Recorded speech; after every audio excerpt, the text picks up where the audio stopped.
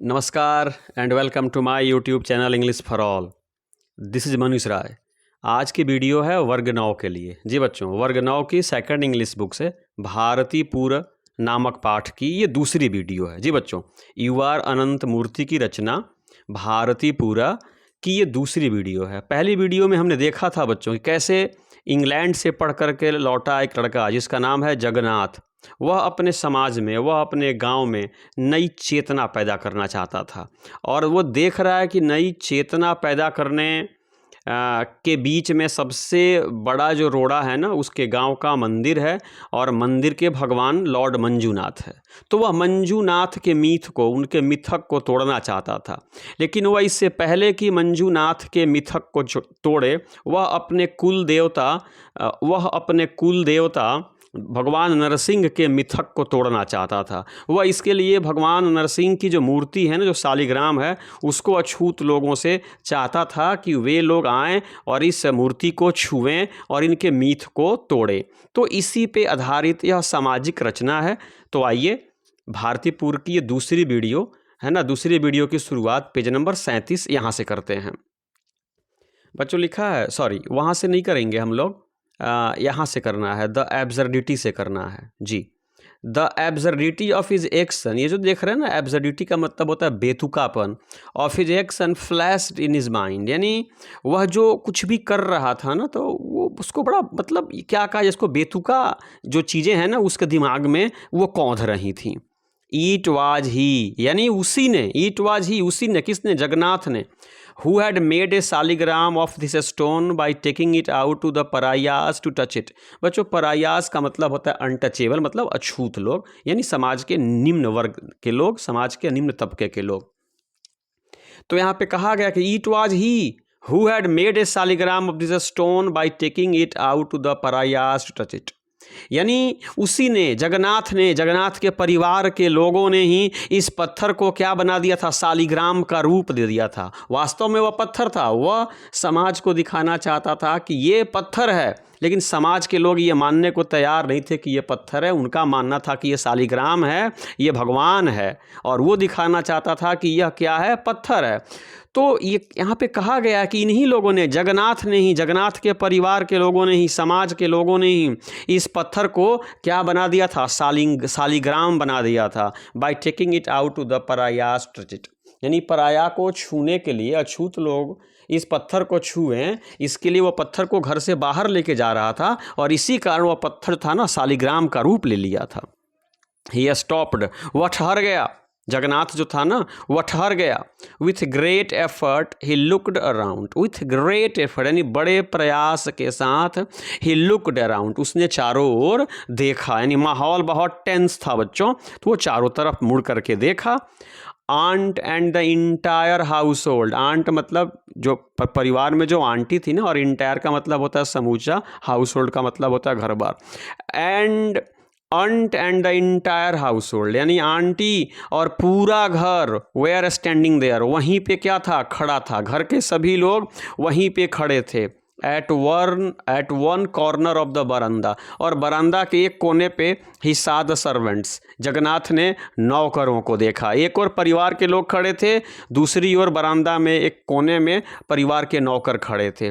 All where watching him, सब लोग इसी को देख रहे थे, सब लोग इसी को घूर रहे थे कि आखिर इस लड़के को हुआ क्या है, कहीं यह पागल तो नहीं हो गया है कि हजारों वर्ष पुरानी है ना भगवान की शालिग्राम पत्थर को, मूर्ति को यह बाहर ले करके जा रहा है कि अछूत लोग इसको छुएं, क्या हो गया, सब लोग इसको घूरे जा रहे थे। Aunt's tongue must have dried up, aunt की जो जुबान थी ना जरूर सूख गई होंगी, और she would have certainly called him back, नहीं तो वह निश्चित रूप से इसको वापस बुला ली होती, है ना।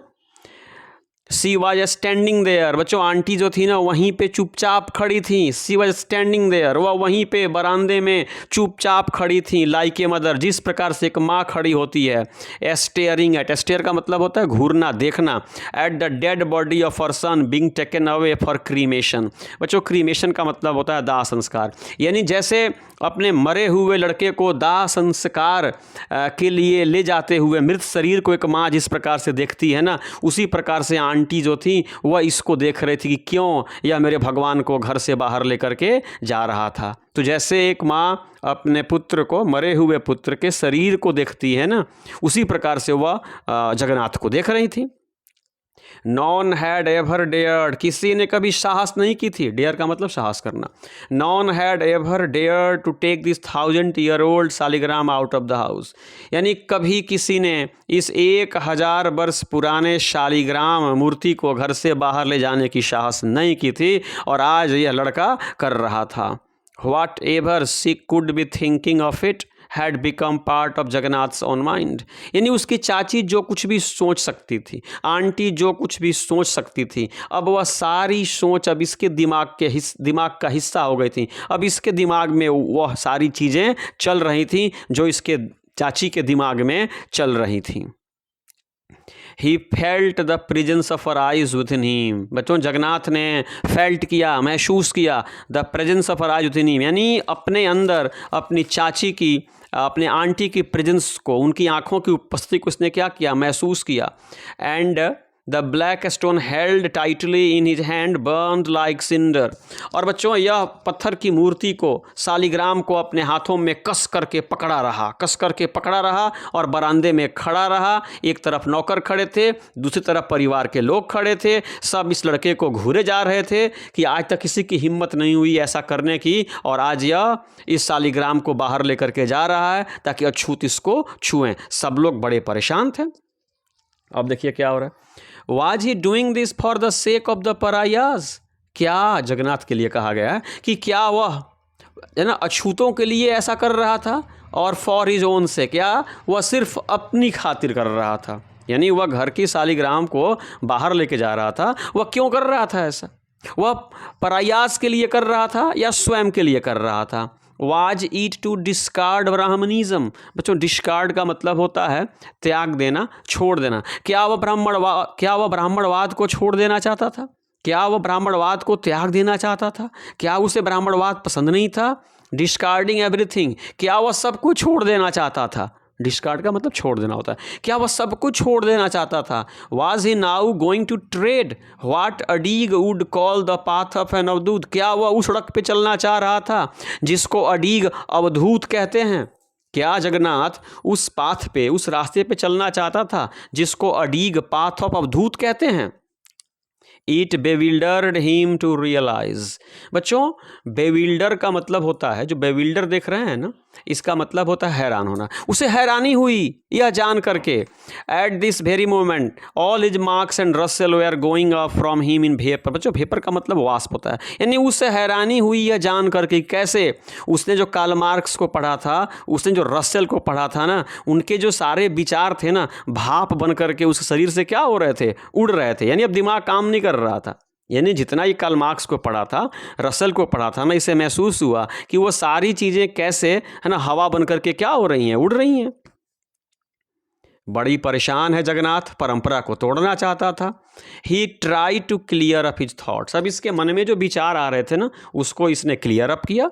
The pariahs who had never hoped for anything, pariahs यानी अछूत, who had never hoped for anything, जिन्होंने कभी किसी चीज़ की आशा नहीं की थी, जिन्होंने कभी किसी चीज़ की उम्मीद नहीं की थी, are standing before me like impersonal ghost, मेरे सामने ही निराकार भूत की तरह खड़े थे।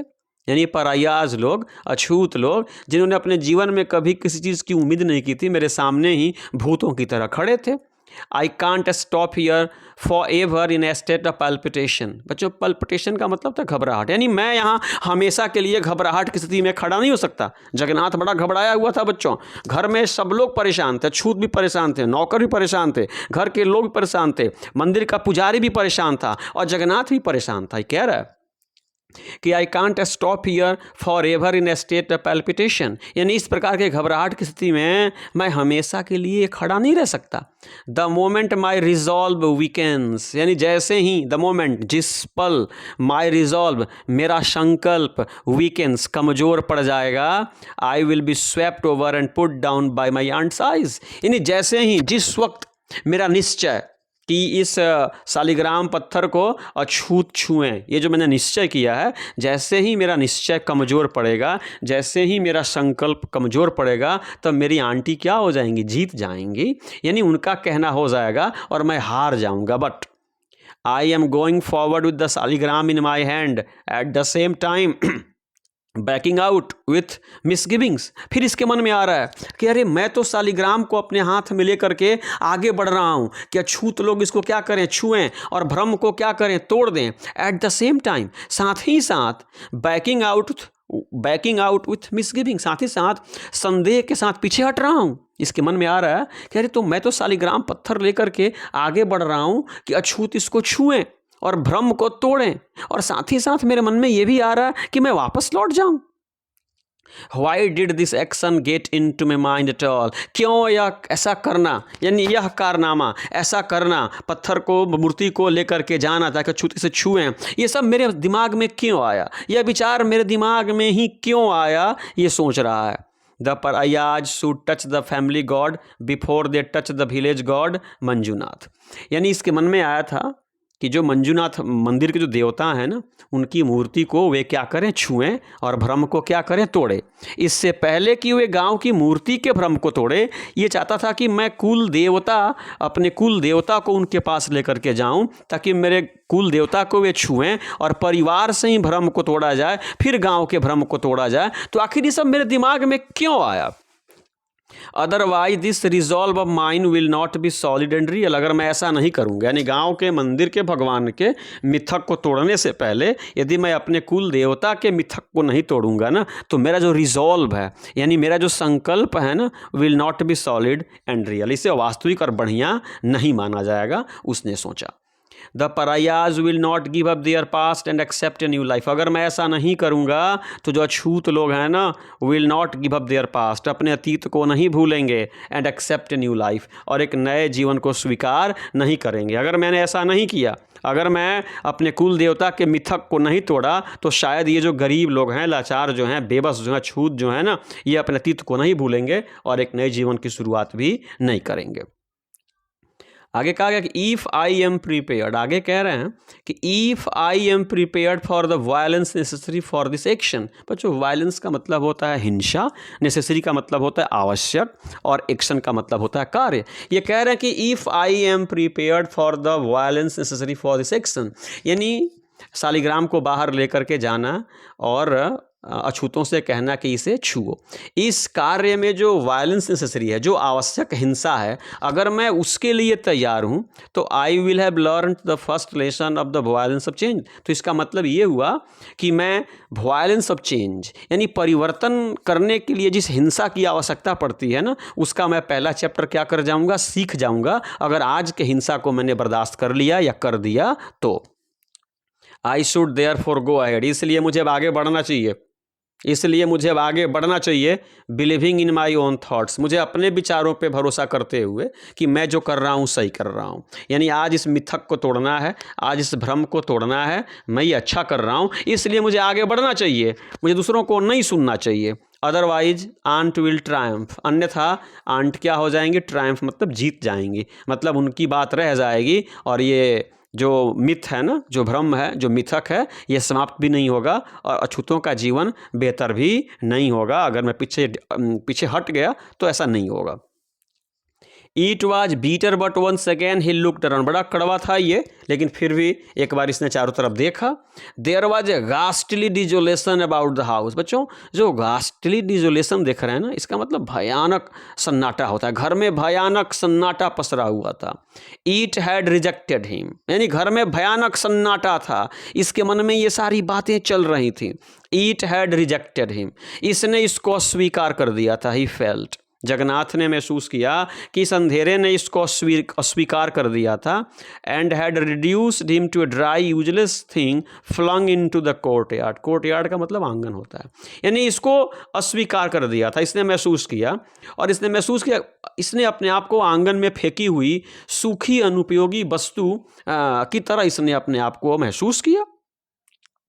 This moment of fear and anxiety, बच्चों मोमेंट का मतलब पल होता है, फियर का मतलब डर होता है, एंग्जाइटी का मतलब चिंता होता है, और जो ये परप्लेक्स्ड देख रहे हैं ना, परप्लेक्स का मतलब होता है हैरान कर देना। The pariahs who had already been feeling guilty in their new clothes, यानी यह जो डर और जो चिंता का जो पल था ना, इस पल ने परायाज को, अछूत लोगों को हैरान कर दिया था, जो पहले ही अपने नए कपड़े में खुद को दोषी महसूस कर रहे थे। If did not go to them, अगर जगन्नाथ उन लोगों के पास नहीं जाएगा, and offer them the stone in his hand, अगर जगन्नाथ उनके पास नहीं जाएगा, अपने हाथ में जो पत्थर लिया है या पत्थर लेकर के किसे छुओ, ये ऑफर लेकर के उनके पास नहीं जाएगा, तो दे वुड बी गॉन, वे चले जाएंगे। अगर इसने ऐसा नहीं किया तो वे चले जाएंगे। ही रियलाइज्ड, उसने महसूस किया, that he was in situation where something had to be done urgently, इसने जगन्नाथ ने महसूस किया कि वो मैं इस स्थिति में हूँ जहाँ कुछ जल्दी किया जाना होगा। अगर मैं जल्दी कुछ नहीं करता हूँ, अगर मैं मूर्ति को लेकर के उनके पास जल्दी से नहीं जाता हूँ, तो वे लोग चले जाएंगे। He walked quickly towards them, वह तेजी से चलते हुए उनकी तरफ गया, अछूतों की ओर तेजी से हाथों में शालिग्राम पत्थर को लेकर के उनकी तरफ बढ़ा। कौन बढ़ा भाई? जगन्नाथ बढ़ा। आगे देखिए बच्चों क्या होता है। The important question is thought, उसने सोचा कि महत्वपूर्ण प्रश्न ये है कि वाई गॉड हैज इन्वेडेड मी, कि भगवान ने मुझ पे ये आक्रमण क्यों किया है, भगवान ने ये सारी बातें मेरे दिमाग में क्यों लेके आई कि तो मूर्ति को घर से बाहर लेकर के चलो और अछूतों को छूने दो, ये सब क्यों आया मेरे दिमाग में, भगवान ने ऐसा हमला मुझ पे क्यों किया। What I wanted to show as a stone, यानी जिस चीज़ को मैं पत्थर के रूप में दिखाना चाहता था, What I wanted, जो मैं चाहता था, जिस चीज़ को मैं पत्थर के रूप में दिखाना चाहता था, has now become a Shaligram, वह अब शालिग्राम बन गया है, वह भगवान का अवतार बन गया है, वह भगवान का रूप बन गया है। जिसको मैं पत्थर के रूप में दिखाना चाहता था, अब वह भगवान का रूप बन गया है। Why is it so? ऐसा क्यों? ऐसा क्यों? Why are the bells ringing in me, मेरे अंदर घंटियां क्यों बज रही हैं? एट एवरी स्टेप, हर कदम पे, I have turn this stone into a Shaligram, हर कदम कदम पे, पग पग पे, डग डग पे मैंने इस पत्थर को शालिग्राम में क्यों बदल दिया है। अगर मैं बाहर लेकर के नहीं जाता तो ये पत्थर जो था ना, ये शालिग्राम नहीं बनता, भगवान की मूर्ति नहीं बनती, ये भगवान की मूर्ति बन गई है। Like the priest of some unique ritual act, जैसे किसी अनोखे कर्मकांड के पुजारी की तरह मैं इस पत्थर को शालिग्राम बना दिया था।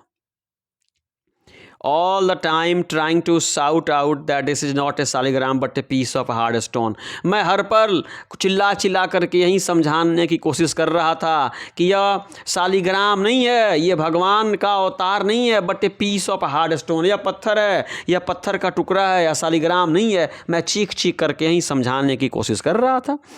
The eyes of the pariahs are on me, अछूतों की जो निगाहें थी ना, उनकी जो नज़रें थी मुझ पे गड़ी थी। एंड आर वैकेंट, वैकेंट का मतलब बच्चों खाली होता है। And are vacant like the eyes of cattle grazing in the field, यानी उनकी आँखें उसी प्रकार से खाली थीं जिस प्रकार से खेतों में चर रहे पशुओं की जो आँखें होती हैं ना, वो वैकेंट होती हैं, शून्य होती हैं, उसी प्रकार से उनकी आँखें भी शून्य थीं और मुझे घूर रही थीं। They are not aware of a past or of any future, वे न तो किसी भूत से अवेयर थे और ना ही किसी फ्यूचर से अवेयर थे, यानी ना तो उनका किसी भूत से कोई लेना देना था और ना ही उनको किसी अतीत से कोई लेना देना था, ना ही किसी भविष्य से लेना देना था। But those eyes at me my back are compassionate and they tug at me, tug का मतलब खींचना, लेकिन वे आँखें जो पीछे से मुझ पे पड़ी थी, मतलब मेरी आंटी की आँखें, पुजारी की आँखें, परिवार के अन्य लोगों की आँखें जो मेरे पीठ पे गड़ी थी ना, आर कंपैशनेट, वह करुणामयी थी, एंड टग एट मी, और वो मुझे पीछे क्या कर रही थी, खींच रही थी कि ये क्या कर रहे हो, घर की मूर्ति को बाहर अछूतों से क्यों छुआ रहे हो, इसे अंदर ही लेकर के आओ, वो मुझे खींच रही थी। लड़का बड़ा परेशान है, सुनिए क्या कह रहा है। कह रहा है कि सैलाई डॉज नाउ, बच्चों जो दिख रहे हैं ना, डॉज का मतलब चकमा देना, क्या मैं अब चकमा दे दूं, और shall I turn over and come to fulfilment in the minds of the pariahs, क्या मैं लौट जाऊं, यानी क्या फिर से इस शालिग्राम को लेकर के घर में चला जाऊं, या फिर से मैं मुड़ूं और इन जो पराए हैं ना उनके दिमाग में मैं इस बात को बैठाऊं कि यह शालिग्राम नहीं है, ये भगवान नहीं है, ये मूर्ति नहीं है, बल्कि यह आम पत्थर का टुकड़ा है। ये सारी बातें जगन्नाथ के दिमाग में चल रही थी। He went and stood near them. अब जगन्नाथ जो था बच्चों, यह और करीब गया और उनके पास जा कर के खड़ा हो गया। हाथ में शालिग्राम लिए जगन्नाथ करीब गया और वहीं पे खड़ा हो गया। Seeing him so close, close का मतलब होता है निकट, यानी जगन्नाथ को अपने इतना निकट देखते ही, अछूत जो थे ना अब उनके लिए है कि सीइंग हिम सो क्लोज, यानी जगन्नाथ को अपने इतने करीब खड़ा देखते ही दे स्टेप्ड बैक, वे पीछे हट गए। जब जगन्नाथ उन परायाज के सामने जाकर के करीब खड़ा हुआ, वे लोग पीछे हट गए। Jagannath opened the lead of the casket, ये जो कास्केट होता है ना, पेटी होती है जिसमें उस पत्थर को, मूर्ति को रखा गया था। तो जैसे उसने ढक्कन को खोला, जगन्नाथ ने अब ढक्कन को खोला, the entire action was nonsense, ये जो पूरा जो एक्शन था ना, ये बिल्कुल बकवास, ये जो पूरा काम था ना बिल्कुल बकवास लग रहा था। काम कुछ नहीं है, केवल एक पत्थर को टच करना है और इतना बड़ा ड्रामा, इतनी सन्नाटा, ये चीज़ें हो रही हैं। इसने उस कास्केट को, उस बर्तन को खोला जिसमें वह मूर्ति को रखा गया था। If A conch blue, conch का मतलब होता है शंख, अगर कोई शंख बजाया जाता, and a pair of cymbals clanged, और एक जोड़ा झाल बजाई जाती ना, तो it would be a fair comment on it all, तो इस पर वह एक अच्छी क्या होती बच्चों, टिप्पणी होती।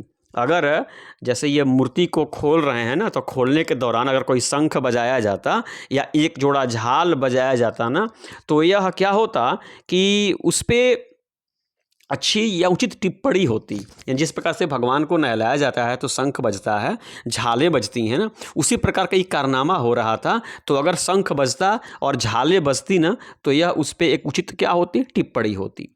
बट द स्पेल, स्पेल का मतलब बच्चों होता है जादू। But the spell of giving to the pariahs the black naked stone in his palm overwhelmed him without his knowing it, लेकिन पराया लोगों को यह पत्थर छूने के लिए देने का जो जादू था ना, ओवरवेल्म्ड हिम, इसको अभिभूत कर दिया था, विदाउट हिज नोइंग इट, यानी उसे बिना जाने ही अभिभूत कर दिया था कि अब मैं इस शालिग्राम पत्थर को परायाज को दूंगा और वो इसे छुएंगे और फिर समाज के मिथक को क्या करेंगे, तोड़ेंगे। इस सोच ने इसको अभिभूत कर दिया था।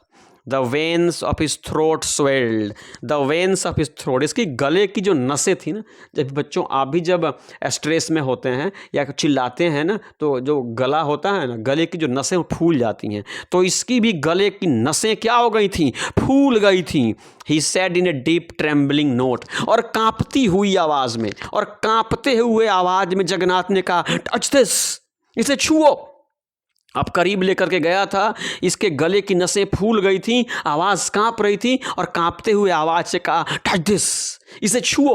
बच्चों, तो अगली वीडियो में मैं आपको बताऊंगा कि उन लोगों ने शालिग्राम पत्थर को छुआ या नहीं छुआ, आगे क्या हुआ, इसकी जानकारी अगले और फाइनल वीडियो में। तो बच्चों, आज की वीडियो पसंद आई हो तो प्लीज़ चैनल को सब्सक्राइब करें, वीडियो को लाइक करें, अपने मित्रों से भी शेयर करें, अपने सुझाव भी दें, और चलते चलते मेरे साथ बोलें जय हिंद।